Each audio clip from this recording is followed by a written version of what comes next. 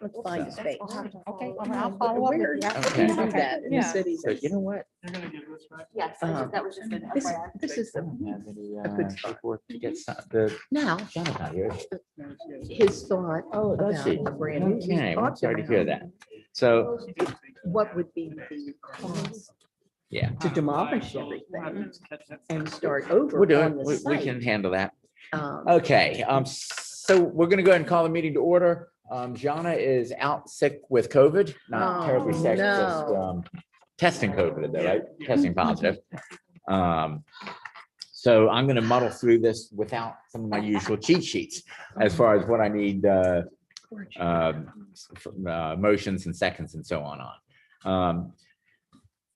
I guess first thing I need to do is get approval of the agenda. So if I could have a motion to approve the agenda, We have that one correction to remove. Oh, under new thank you. business. we do have to remove that. I'd like to remove the Sunday public service hours from business. I want to hold on that and maybe bring it back later. We're just gonna, Come off the agenda today. any other agenda changes? And so Chris, we're putting you in there as That we approve the agenda as amended by Scott. second. I second. And Janet, all in favor, aye? Aye. Opposed? No? Okay, and then if we could do the same on the consent agenda, which is including the approval of the minutes of the last meeting, statistical report, and pending deposit gifts. Can I get a motion? I move that we accept the consent agenda. Barbara, in a second? Second. Thank you, Sharon. All in favor, aye? Aye. Aye, opposed, nay. Okay, I don't see anyone for public comment. No, okay. We're gonna jump right in. I know Ruth is not here. Clay, are you doing the Library of Friends report? Okay. Okay, Their office this month, they did have a meeting. This is their vacation month. Sure. So they're busy right now recruiting. some new members, and they've got a few people not there. Bring on to fill a few of the spaces. They're looking to holding their annual meeting on November 4th. Come oh, okay. to the talk.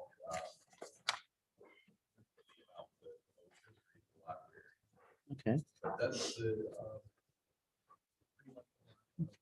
So no news like Virginia Beach where you all found any Jefferson text in your box, in your donation boxes or anything? That was cool. no, Wasn't that- but we did have a couple of years ago, we had a couple Jefferson Library books that were discovered, and we got them to the right folks that can Okay. conserve and preserve. Okay. So whenever you see those things, you think it's good publicity for the libraries and the Friends program. You see those kind of things. Okay, Susan. Morning. Thank you to everyone who responded to our request last month to support RPL through a donation to the foundation. It means a lot to me personally. It means much more to the library. So thank you. In grants and partnerships, as shared earlier this month via email, the foundation is excited to announce the $30,000 grant awarded by the Virginia Museum of History and Culture's Commonwealth History Lecture for You and Ben and the team. Yay. Some credit to Chris, I think also who helped. No, it was them. It was them. So thank you to Chair Gates for his letter of consent and supporting the application, to Chris Peterson for reviewing and strengthening the application, and to Sharon Carter Gunner for her ongoing support as well. We look forward to sharing more information with you in the coming months. The foundation submitted a grant request to Dominion Charitable Foundation in support of the DAVA and RVA REITs programs this month. And Dr. Greg Hunley and his team at VCU's Pauley Heart Center are working with the foundation to support RVA REITs during Heart Health Month in February 2023 with a busy body book. As you know, many of our RVA REITs partnerships are in historically under-resourced neighborhoods where significant health disparities and incomes exist. And then finally, beginning August 1st, RPL teams up with Virginia Credit Union on a financial literacy pilot program at Broad Rock and West End library branches. The 2 kiosks will contain a collection of approximately 80 multilingual titles about important financial concepts appropriate for children K through 6. Studies have shown that many money habits are already in place by age 7. And these books and programs that we will hold around support conversations about financial decision Excellent, excellent. Guess Scott, we'll move on to. Okay. I need to circle back and update you on that waiver we had for state aid. Do you recall in May, we discussed, we were applying for a waiver for state aid. We get about $209,000 from the state. And because local support decreased during the pandemic, you have to explain how that has been restored or what happened. So we did that with paperwork. It went to the state library. The Library Board of Virginia tentatively approved it, and they called the city and said, hey, we want to make sure that you're really going to fund it. So I had to attend a meeting with the Library Development Committee and the person who collects the bibliostat data and enforces all of the rules for state aid, and explain that, yes, the funding has been restored. We're anticipating continuing that restoration, and that will be consistent going forward. So that seemed to satisfy the state library. They have approved our waiver for state aid, and we can begin going forward. So Yes, I can, whoa. that all occurred. Money, money, money, yay. Yes. I want to point out in the consent agenda, I mean, if you look at the statistics, we had a 700, we broke 700,000 in circulation. And that is an increase of about 70,000 over the previous year. That was for a system. So we are now eclipsing what we had before the pandemic. I will note that the main library has not even begun to come back. We're at 82,000, where we were at 108,000. And in fact, the big heavy hitters in circulation were West End. They're leading the way at 130,000 in circulation for last year. But everybody has gone up. Belmont was, I think, number 2, and closely behind was Westover Hills. So those are the big tickets. But overall, e-content was the big one. 140, almost 150,000 circulations on e-content. So that means people are using us beyond the walls of this building. And so that is confirmation that we need to continue to develop that collection, as well as all of our other collections. So I think that's positive. You'll also notice in the statistics that door count has not quite rebounded. We were at, if you go to page 13, you'll see that door count is at 428,000, and in 20 it was 570,000. That is, there's a couple of months, 3 months missing from that count, but yeah, we haven't restored our door count. I think in our branches we're starting to come back a little bit better, but here at Maine, we still do not have people downtown like we used to. I think it's going to continue to take time to do that. There was a very interesting article in the Times Dispatch talking about tolls and how the tolls are increasing in town. They went up almost, I can share it with you, but it's kind of an indicator of how tolls are starting to go up. So then people are returning to town, but they have been down during the 2 years of the pandemic. I think as the tolls return and as the people return, circulation at Maine will start to go up, and our door count will start to go up. Lastly, programs, we had 12,525 programs or attendees in 22, whereas we had 1,500 in 21. So that's an improvement. The other thing that's a little surprising is our computer usage is down. Not sure what is driving that. It could be, again, like people are doing more work on these devices. People are transitioning to maybe their own personal computers are becoming more prevalent, and they're using Wi-Fi, but we're not seeing that. So there's some interesting things with our data. We're watching that, and we'll continue to monitor it going forward. So that's one thing I wanted to circle to. Before I move on, any like aha moments for anyone? Any questions? Just a comment. I order online books all the time, and I order e-content only because the book is not available. Yep. So, and that's happened like a whole lot recently. So one of your drivers for e-content being up is the other choice was not there. So you'll do a search in our catalog, and you won't see a physical book, but you'll see a link to an ebook, and then you can go to the ebook. So that is a feature that has been activated since we improved the catalog in the last 3 years. You know, we went to, Right. we upgraded our Right, catalog. right. And so with that, the content from our e-collections and our physical collections were merged. And that's a big plus. Oh, it's a huge thing Huge, because big now, plus up. now you can get to it, whereas Right. before you had to pop out and go to another platform to search Right. it. And so that's a wonderful resource in our catalog. And I think that's also driving our e-content numbers. But when you look at like the bestsellers in the Washington Post, and one was, this week was Horse. You can't get the book Horse. Yeah. You can get the ebook Horse. And it was like the #1 bestseller. So your e-content is going up. Because, A factor, not a, I don't know what, it's because you don't have. We the don't have other a physical choice. book. Right. You have no physical book. Chris, do you think that's does that Chris, concern you from the idea that you're okay doing the ebook? I prefer a book, Right, well, I do too. but. But I'm can- like- I can read an ebook. No, well, I mean, right, a lot of us, well, no, I shouldn't say, a lot of it, as we get older, at least, I think still like the old Speak books. for yourself. Um, Yeah. But I mean, the younger probably don't as much. Yeah, they probably automatically look at Yeah. it. The question I had, do you think that that is something that we want Scott and his staff to consider? Are we getting enough of the hard copy books? I mean, some of us will switch and use the ebook, Yeah. or some people just saying, I'm out of luck. I don't know the answer to that. I do know that you should be cautious with the way you talk about it. Because when you say, yay, Yeah. ebooks are up, what I say is, dang it, I can't get the book. So you just should be Yeah.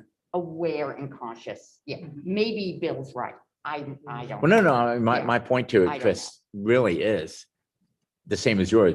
Do we need to look at that and say, are we getting enough of those most current ones in hard copy? Or do But we? there are a lot of people who really are not that close to a branch even Mhm. to go every 2 weeks and get a paper Yeah. copy. And I mean, like me, I keep a book on my phone because Yeah.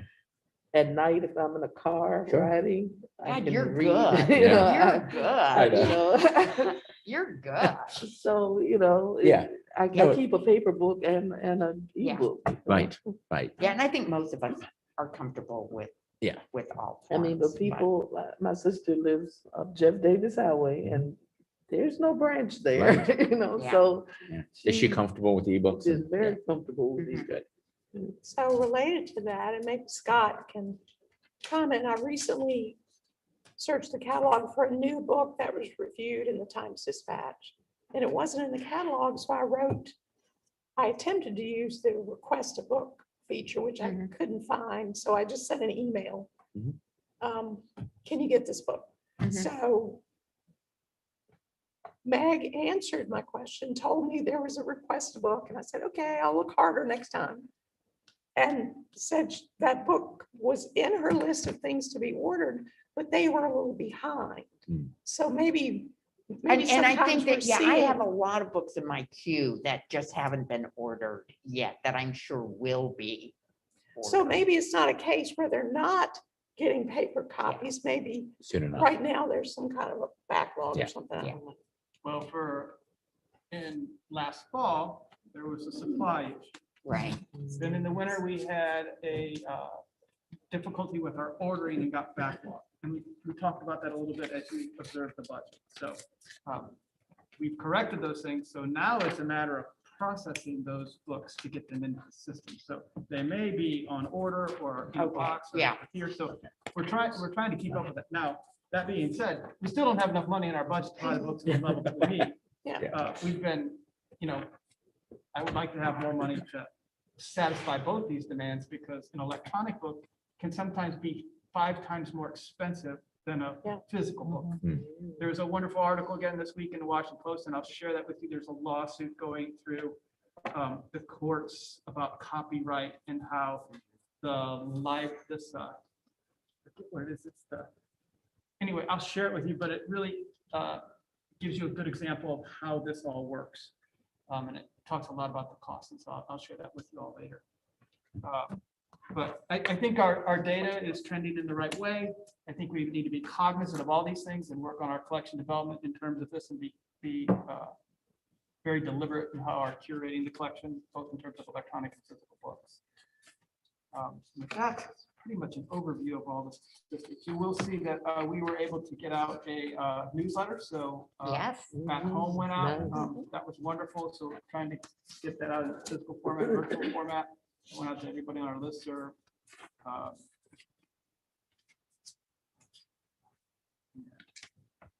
Lastly, I want to make you aware of a program that we're going to be piloting. We've been selected by the State Library to do something called a Career Online High School. So I'm just going to read from you what this is about. This is from Nan Carmack. She's a director of public libraries at the State Library.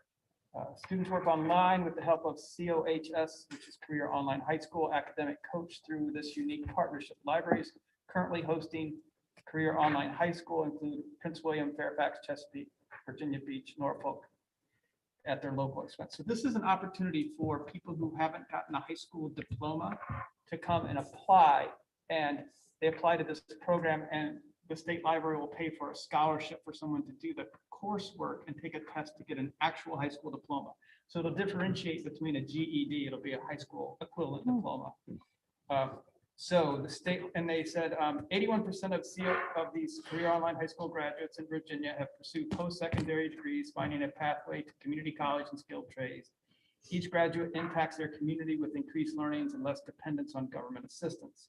So the State Library has paid, so the State Library paid attention to this impact of the program and secured funding for the select group of Virginia libraries with the highest need. And these are Frederick County, Lexington, and Richmond to offer scholarships. So we are working with them to get this program set up. We will have to start off with at least 10 plus scholarships. So as people apply, they have to fill out a form. It'll be navigated by somebody on our staff. They'll mentor them or get them engaged. And so that will help them get an actual high school diploma. So they'll also provide the marketing materials. So we're in the process now of setting all of that up with the State Library to pilot this and be supporting in this. So again, this is part of our strategy, right? Lifelong learning, early childhood. And so this was an opportunity we grabbed as soon as we could. So stay tuned for that. And I wanted to do it a few years ago, but it was very expensive to set up. It was going to be more than we had in our budget to do. So the setup that the State Library will pay for will get us into it. We may need to seek future funding for other high schools. So I hope that we get tons of people applying for this because they want a high school degree. They don't want their GED. They want to get a equivalency. So And what's the library's role? we host an enrollment form. So they come, they enroll, they get verified. So they have to have at least an 8th grade education. They do like a little preliminary course where they see if they can actually, like, if they have the literacy to continue. So that's a 2-week assessment. They have to complete it in a certain amount of time. If And they that's can- in person, not online. It's all online. This will all be It's all online. online. And they'll also work with a staff member. So we'll have a staff mentor who can guide, if they have questions about the process or they need help, a staff member will coordinate. It'll be similar to a reference interview. I don't know that it'll be, well, shouldn't be a high proportion of our staff, but maybe I could get even volunteers to mentor folks in this. So I think it has a lot of potential. Now, do they have to come here and work or can they do it anywhere? They can do it remotely, so they can do it in their home. So they take this enrollment, it's all online. They get coursework, they complete the coursework, they take their tests, and then they'll get a high school equivalency. Out of curiosity, are the instructors, are they like state employees? This is a Virginia program, or is this like a national, Nationwide. this is like YouTube? No, this is a nationwide platform. It is through Career Online High School. It's through one of the big vendors. I can't remember. It's through like a Gale. But it's like or- it's a private enterprise. It's not like a state program. Right. And one of the things about the program is they had to get certified in each state for a high school equivalency. All of the guidelines in each state are pretty rigorous. And so they've done this nationwide. And so that's how they oversee it. And they make sure the curriculum and the study matches everything that you need to get that Virginia high school equivalency degree. Now, it's not it's an equivalency, it's a high school degree. Scott, you said that library employees might do some mentoring with it. So beyond the getting them enrolled, I guess going to where Janet was, the initial enrollment, and then they're doing this on their own, at home, on our lot computers, wherever they want to work. Right. So our ongoing participation in that is just if someone They have has questions yeah, and needs so- assistance, that type of thing. Yep. Yep. if they have issues with the connectivity or they need help with homework or things like that, they can Right. guide them to support Research, resources in the help. community. Yeah, Yeah. learn to do research and stuff. Okay. Yeah. Okay, So, great. and I wanted to share one more thing. It's like a 6-minute video, but we could do it at the end. I don't know if any of Okay. you saw the CBS Sunday Morning this week. I will share that with you at the end of the meeting. It's a wonderful thing. It talks about the things. I think Gail shared it with me and I'm sure Janet saw Yeah. it. So. I didn't send it to everybody because of our rules. Oh, I okay. was The good. meeting So- issue. I Now Okay. Laura's suggested that here. you send She it to didn't hear everybody. that. You She see what, didn't? you see what you did to her? I know, Gail loves FOIA. Okay, so I will show. I it was to you at the end respectful. of the I thought meeting. he would send it to everybody. Okay. I'm gonna ask you, because that's, yeah, we just got you on there at one point. Staffing. I noticed in looking through there, Oh, a few changes, some positive news, some negatives. yeah, so we have a bunch of positions out. We are trying to hire. We have offers out. I don't think we've closed them, but hopefully we can fill 3 of the LCSM positions. Many of them are moving through. Mhm. We have hired some of the paraprofessional positions, and those are going, as you saw, all the branches are open 2 nights a week. Maine is open 4 nights a week. We're targeting September for opening of Sundays at Broad Rock, and then hopefully as we fill positions and get a strategy, we can open up other libraries in the evenings and on weekends. So, or not weekends, on Sundays. So, What's does going that on answer with your Broadway? question? Yeah, it does. I mean, I thought it was interesting. I was wondering, I guess we'd already covered that. Was this in the last? Yeah. No, I guess we already knew that we lost a couple of retirements or resignations. I didn't realize we lost Roy Mennel. Did we already, that was Yep. known? Yep. before, she, okay. Resigned Melvin. in July, I think. It shows, yeah, it shows effective July July 8th, so late With another June. position. Yeah. Okay. I was a little confused. Ben, I thought Ben already was Ben is community the acting, services. and he's been offered the position and accepted the position, so he is going to have an official start soon. And then Melvin Jenkins Jones will move from the law library to Hull Street. Okay, Take that's, over the Hull Street. What does this mean for the law library? So we'll have to hire a new librarian for that position, and we'll see. We're gonna look at maybe amplifying or doing some new things in that area of the building, so. But the person would need some law background. Ideally, yes, ideally. Maybe Gail would. Yeah. I'll have to come back. Gail's just looking for something, right? Yeah, Mhm. we'll make sure we're fulfilling our duties to the court. Okay. And then in general, the hiring updates, I mean, it looks like a lot of things in progress. Yes. Is that going smoothly? Are we running into blocks at HR? How's it? Things are. I mean- moving along. The loaded question. It is a loaded Yeah. question. The reason I ask, and I ask it, I think every time we get to that in one form or another, is do we need to push anybody? Are we getting things? No, things are moving through. We're not Okay. getting any resistance from position requests. Okay. Just really strategically figuring out priority positions to make sure that we're getting the hours, and then that long-term goal of getting the libraries open for more public access. Okay, questions for Scott? Okay, chair report. I really don't have anything to report today. I think the only things I have, I can comment on when Chris is covering some things in the advocacy side of things. Garrett's not here, so does that throw finance back to you? Yeah, Did you want to so say anything? we wrapped up the year. If you look in your Mhm. budget report, we closed out at spending 92.6% of our budget. So we had a surplus at the end. Some of that will roll over, a majority of it will return back to the city. Some of that funding came in at the very end of the year, so we weren't able to spend it. So it will roll back and come back to us in this year. Good. But So again, we're putting our positions through. Yep. The increasing funding will be able to purchase, again, the target is more books and resources, electronic, physical books, and getting things back on track. The 5% wage increase became effective this last pay period, so Oh, many of the good. staff received their pay increase beginning first pay period of the fiscal year. The city also addressed compression in some of the classifications that had been compressed, so they've corrected that. So our starting wage across the board is 1707,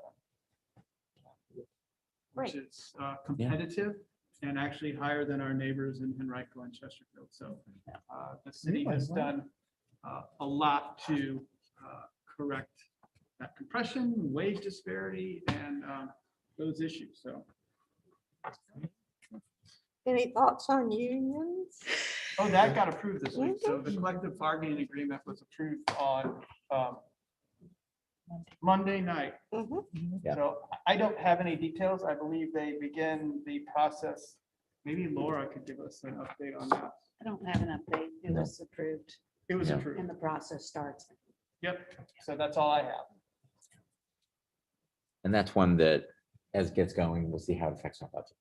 That's correct. So Yep. we don't have enough to know right now. It's hard to speculate on what the impacts. will Yeah, be I think they going have to forward. do a vote and have to, and then there'll be negotiations. Yep. So And I think they broke it down into groups. there's 5 groups, I believe. Right. Yeah. And then what happens if we don't know. We have no idea where this is going to go. Nope, fun starts now. Yep. Okay, maybe we just leave that where it is. Yep. And Janet, move on to you with facilities, something we have control over. Well, I know you're tired of the same report over and over, so we continue to work on our document, and Scott just gave me our architect had to fill out another form for the Urban Design Committee. And I think you said they meet next week. Yes, August 2nd, I believe. So we feel certain when they see this document, they'll say, yeah, this looks great. I'm sorry, August 4th. This is a great concept. Mhm, mhm. We hope they've moved away from, this is not a final plan. Right. There's not a bulldozer and dump truck coming up to the library. This is a concept. Yes. So We were tasked with master planning, which means let's dream big. Let's get big concepts for what we want to see in the future building. And I think many people are kind of fixating on like, well, this is the final plan and we're going to be doing something. And we're not even there yet. The next phase, these big concepts will carry over into the next phase. There's a whole lot of much more design development that needs to go through. And so the real targets of this, come up with a big idea, come up with the needs and wants, identify those. Also give us a ballpark price tag. And so that's what the architects have provided in this master planning process. Now we can go to the construction improvement process, the CIP, which the city does yearly, submit this, hey, here's our concept, these are our needs and wants. This is a ballpark price tag. So let's go to the next step of design development. And then the city can then bring the architects back. We polish the picture, focus the lens, and we figure out, what a future main library could look like. So that's where we're at. Questions for Janet or Gail? Anything you wanted to add? No, Janet covered everything. Thank you. Okay, Scott had me real curious, so I went to DC to the Martin Luther King Library to tour it. And I saw, how it was being used. Now that rooftop thing is fantastic. Isn't that rooftop amazing? And there were Yeah. lots of people, but they, had their own little spaces and everything. That is wonderful. They had a little area where moms and little children were doing yoga in there, and it was an experience. And they have these historical exhibits. It's the mayor, has the old mayor that got in trouble getting this whole thing. They had a what you call go-go music exhibit, I mean, it was just an eclectic mix of things that would interest anybody in there. And the children's section was just, oh, I wish they had that when my kids were little. And everything was, the arrangement of it was just very conducive to if you want to be in a group, if you want separate, you got to, I mean, and meeting rooms and everything. It was wonderful. Well, so I went to ALA at the same, around, ALA was the end of June, so I attended ALA, and two of my tasks were to go and look for early literacy ideas, and I investigated many of those. I'm very impressed with what DC has in their plan for early literacy. It's very strong and robust. I think there are many benchmark things we can pull from their plan, and I'm reached out to them and getting more information from them. I also visited about 3 times and took lots of pictures, and went to a presentation with their library director who described the process. That is a Mies van der Rohe building, so they really couldn't do a lot with the exterior of the building. One of the things they really wanted to do was that building is named after Martin Luther King, and they wanted to honor the memory of Martin Luther King. It is a building of 400,000 square feet, so it is 4 times the size of this building. And it was built at the exact same time. So it came online in 1972, which is when this building came online. And they were experiencing many of the challenges that we have. And they've stepped through the process that we are in right now, of dreaming big, coming up with those things that people want. And you're detailing those things that we heard from our community. You talk about their children. Did you see the slide? So they have a slide that goes from the children's area down to like one of the other levels. So children can just ride the slide down to the bottom and come back up. When I was there, they said, well, now adults can go and use it, because they had adults asking to ride this slide. It's made of wood. It's made of wood. So it's like a bowling alley. Or a stair railing that you want to. So there's a stairway and a bowling alley, so the kids, and they slide down, they land in like a big thing of pillows. And they were very thoughtful. And the first thing they said is, we are transforming this building because the 72 building was designed around the book. Our library spaces now have to be designed around people. And so that's how they thoughtfully designed it. And as you walk through the building, you see it, and they opened it up. They brought more light into the space. They let you see it from the outside. And the rooftop space was one of the things they said, look, rooftops are hot and people want to be in them.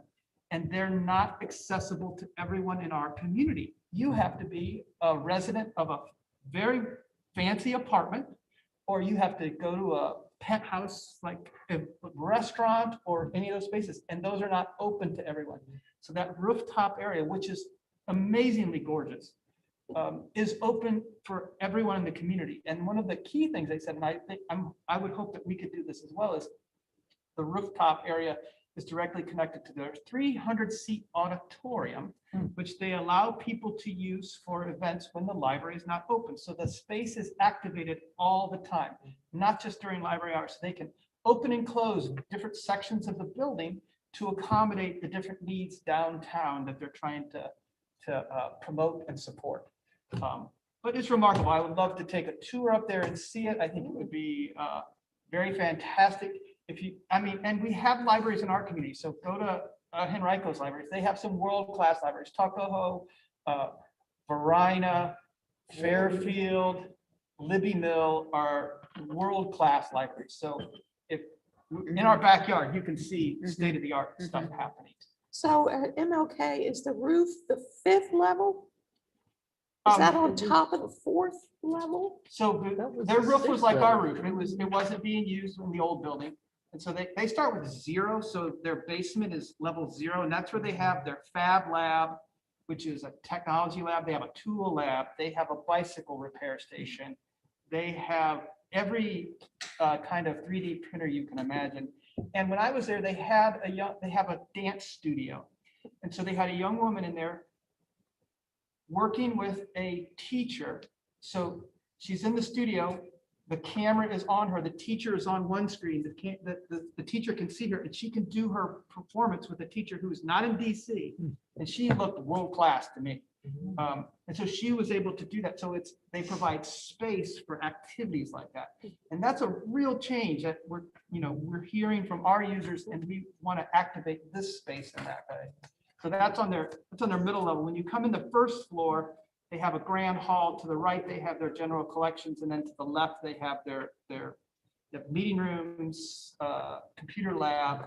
Second floor is they have an adult literacy kind of area that helps citizens who are trying to specialize. Then they have their reading room, which is just amazing. They have this reading room, and on the ceiling, they have one of those magic eyes. I don't know if you saw this. The drop down things, and then you look up at you have to look, and the civil rights people, There's there's civil groups of people up Yep. in there. And so it's like so as you look up, it's a three-dimensional civil rights. I can never make the magic eyes work. I couldn't see it, but it's still gorgeous, and it's an amazing space. And then as you work your way up the building, they have all the different services. I have a slideshow if anyone's bored enough and they want to see a slideshow of it. It was very inspirational. I was very impressed with how they run their. I was business, so. asking because of the view potential of how are their building's 4 levels. Right.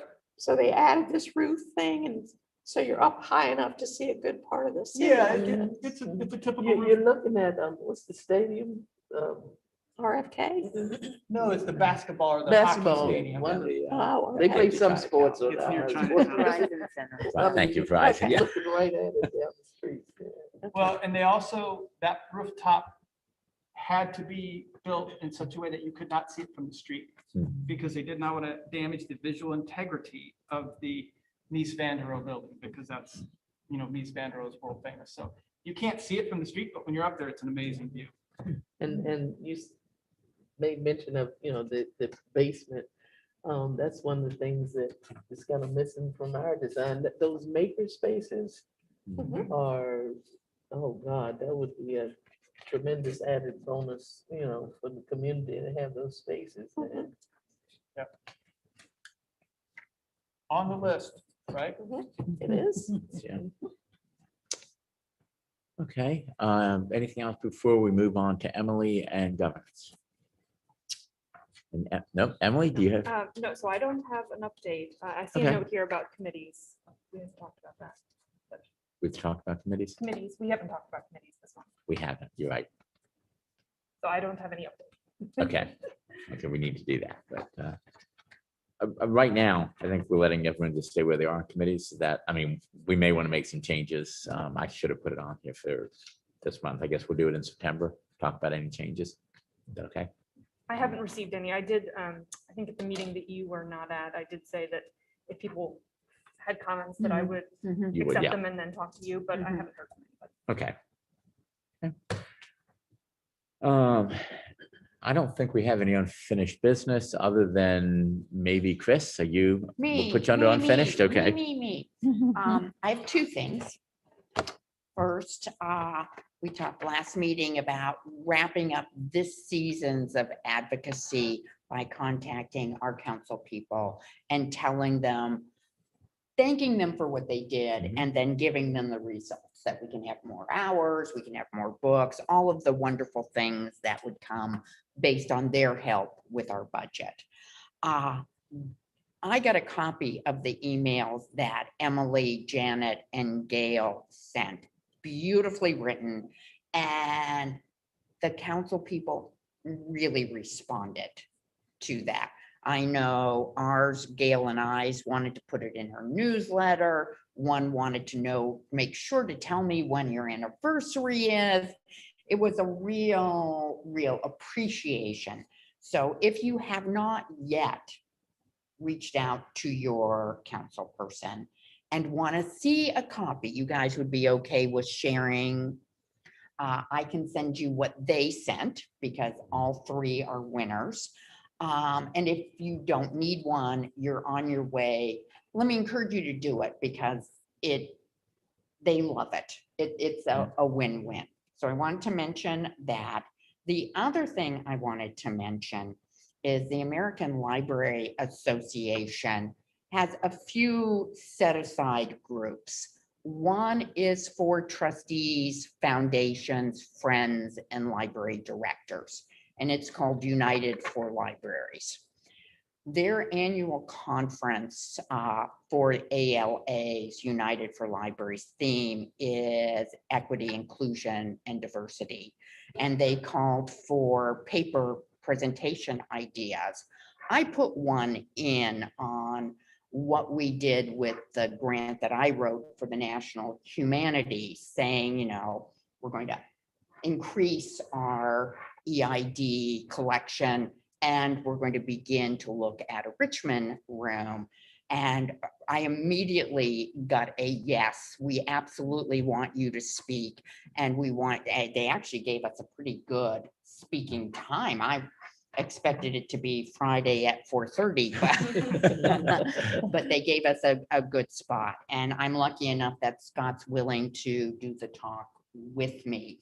So on August 10th, we'll be addressing the ALA, this particular group, an audience, because we are trustees, and talk about what our trustee group had done in cooperation with our director.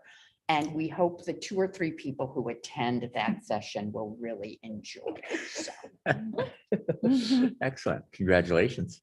Yes, indeed. Okay. and that's it, Bill. That's it for Over new to you. business. Okay. I don't think we took the new business item off there. I don't know if any other new business anyone wants to bring up, Gail? Yeah, could Scott maybe just tell us about RPL at 100? What has been established? What's going on with that? So we have a committee established. Ben and Clay are coordinating different things. Clay, do you feel comfortable giving an update? Sure. We've met twice with our committee we established, and it's made up of people from every library. You're from Maine, and in August, that group will be doing a workshop with Don Trees Brown from the foundation to kind of hone in and get our focus and decide how we want to move with a couple of things. We're working on a logo right now. This Thursday, tomorrow we've got staff coming down with materials, documents, photographs, etc., from branch locations. We're kind of having an archive day. We're going through it all and making duplicates of things that we need to, and just trying to get a decent inventory of what's what and where. But that's the main news right now in terms of where we are. But a lot of good participation. Everybody's engaged and excited about the work. So it's long overdue, as all our staff know. Years ago, I was telling them that I had found all these older documents, photographs, etc., when I was at Westover Hills. I was like, well, this stuff belongs at the main library. But then later on, when I realized that we didn't really have a structured way of dealing with it down here, I thought, well, it's better I hang on to it so I know it's safe and where it is when we need it. So those are the kinds of things we're addressing right now. So a lot to come. And then Don Treese will really help us kind of, get inspired, get some more ideas, and develop programming for the next year. All building up towards November 16th, which is November 16th. Correct. Which is Wednesday, November 16th. Yeah, which is the 100 years of when the actual document was signed to found this library. Coming up quickly. Yeah. Okay, thank you. If there's nothing else, I'd like to, well, first I'll mention our next meeting, we do not do one in August, is the end of September, the 28th, and it's going to be over at North Avenue. Yep. If everything stays according to plan right now. Okay, if I could get a motion to. Hold on, I want to show Oh, I you that see the video. film. Oh, you're right. Let me see if I can I get this won't. to work. Sorry, I forgot you. No, and then you can adjourn. I I Absolutely. think this will make you all like, maybe. There's one really good shot of the new rooftop in Charleston's library. Okay. Um, Oh, Chris, if you're gonna send out those emails, the draft emails. Might go through Jana and ask her to send it to That's Jana, where it ask her to starts. forward them out to everybody, so that Laura doesn't slap either of our I wrists do on it. things individually. But if you want to, one way, if you want to send those 3 Right. emails out to everybody at once, Right. to send it to John and ask her to distribute Yeah, it, she yeah, can do I- that, yeah, right? Everybody ready? Yeah, I don't bring any rules. You're doing better than I am, Chris. I could tell you lots of stories I'm sure. about previous boards here. Uh-oh. They made me uh-oh, crazy. uh-oh. So we're Yeah, not as bad as we But could John be. is gonna be out if she has COVID positive for, Good point. I like Good. the fact y'all been meeting in person for so long. So much better. Wish the retirement board just like the committee. Do you know how much that comes to? Same. This you're not gonna believe. The New York Public Library says that I took out Tropic of Cancer in 1971 and never returned it. Do you know how much that comes to? That's a nickel a day for 20 years. It's gonna be $50,000. It doesn't work like that. If, like Jerry Seinfeld, you still haven't returned that library book you borrowed in 1971, prepare to be surprised by what you find when you do. With Connor Knighton, time to check out the library 2022. On a recent Monday morning, the citizens of Kanawha County, West Virginia, came to check out a new chapter in the life of an old institution. These are no longer warehouses of books. These are marketplaces of ideas. This is a community's living room. After more than 2 years and $32 million in renovations, downtown Charleston's public library reopened to the public. Inside, visitors discovered a brand new cafe, a tool lending library, an idea lab full of the latest technology. There was an excitement you could see and hear, which is exactly what the librarians were hoping for. Librarians from time immemorial. Are we beyond the age of We're shushing? beyond the age of that, yeah. Erica Connolly is the director of the Kanawha County Library. From podcasting booths to computerized sewing machines to augmented reality screens, the facility has been updated for the modern age. So I tell you what I'm not seeing here. I'm not seeing a ton of books. Yeah, no, we have 3D machines, we have robotics, we have 3D pens. While there are still plenty of books, the redesign allowed the staff to rethink how they were displayed. It was more about the engagement, how we wanted our public to engage within the library.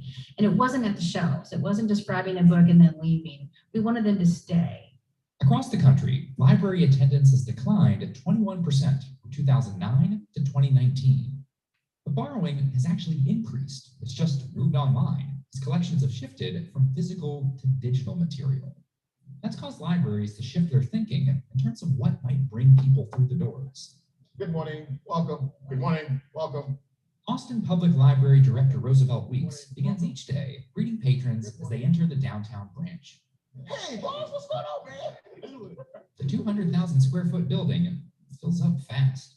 I mean, you've been open for all of 9 minutes at this point, and it's bustling already. It's always like that.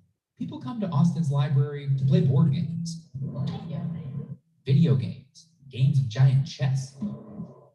Alongside the actual books, there are Chromebooks and MacBooks to check out. The area hosts jam sessions featuring the library's collection of guitars. What do you think is the most unexpected physical item that you can check out at the library?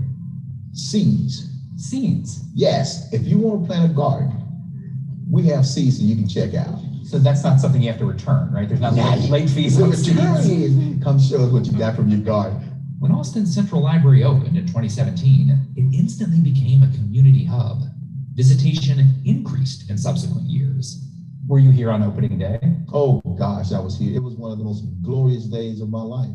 You know, we had 17,000 people waiting to get into this building. The building itself is part of the draw. Bright and open, full of spaces to lounge and meet.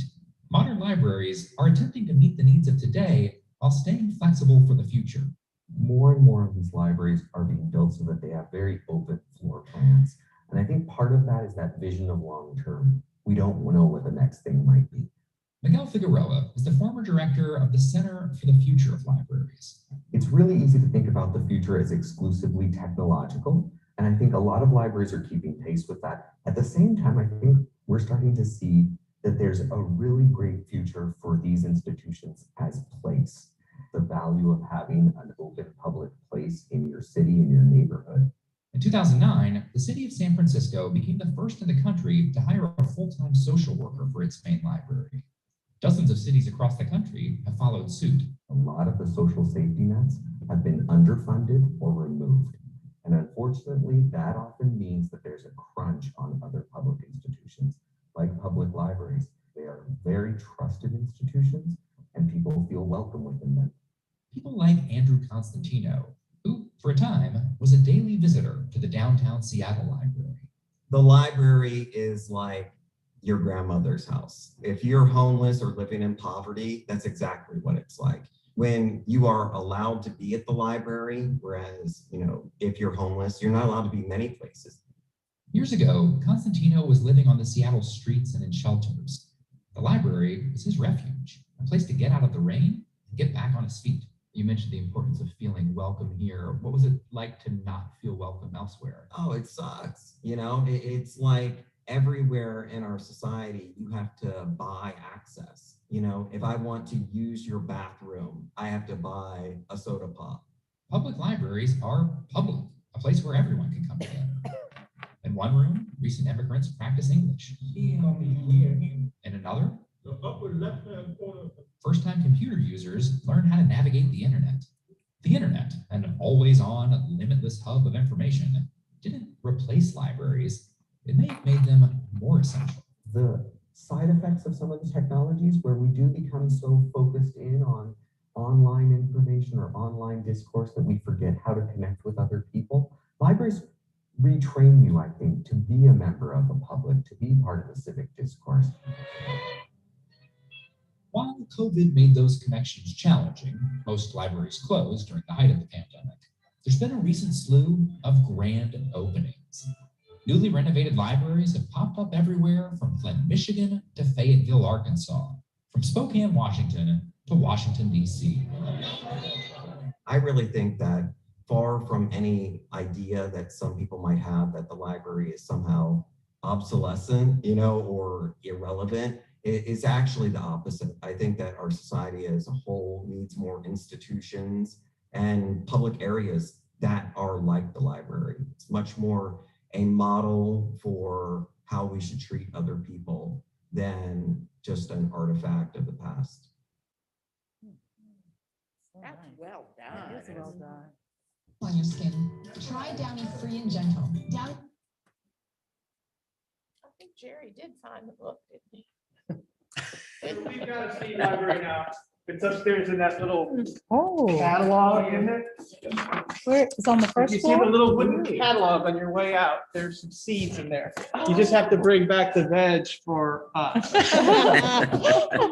That is so Balance for neat. the next board. Okay, meeting. well, I'm gonna thank you. go That check was out. interesting. I need some lettuce seeds right now. Go check that Can out.